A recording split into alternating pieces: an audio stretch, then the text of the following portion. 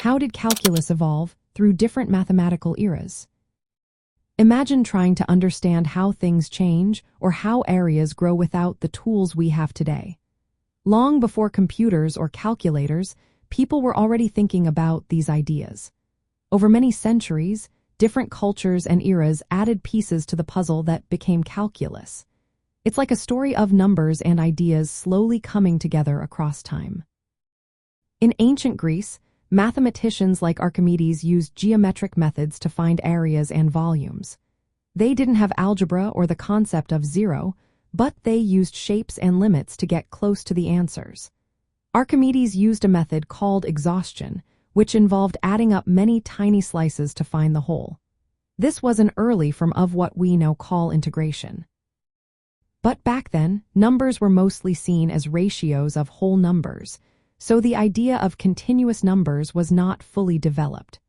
The Greeks thought of lengths and areas as more real than the actual numbers themselves. Later, during the Middle Ages and the Islamic Golden Age, mathematicians in places like India, China, and the Middle East built on these ideas. They worked with infinite series and limits, which are ways to approach a number as closely as possible without ever reaching it. They also studied infinitesimal, tiny quantities that are smaller than any number but not zero. These ideas were not yet formalized, but they laid the groundwork for future discoveries. The real turning point came in the late 1600s, when Isaac Newton and Gottfried Wilhelm Leibniz developed calculus independently. Newton thought of change in terms of fluxions, which are like rates of change, while Leibniz created the notation for derivatives and integrals that we still use. They both understood that differentiation and integration are connected, which is called the fundamental theorem of calculus.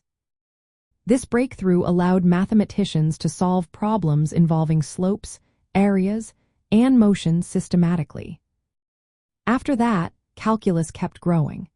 In the 1700s and 1800s, mathematicians like Cauchy and Riemann made it more precise. They formalized limits and continuity, fixing some of the earlier shaky foundations. They also expanded calculus into complex numbers and differential equations, opening new doors for science and engineering. This era showed how calculus could describe everything from the orbits of planets to the flow of electricity. So, from ancient geometric ideas to the formal rules we learn today, calculus evolved through many eras. Each culture and century added new pieces, making it a powerful tool for understanding the world. Numbers and their meanings changed as humans learned to measure, analyze, and describe continuous change.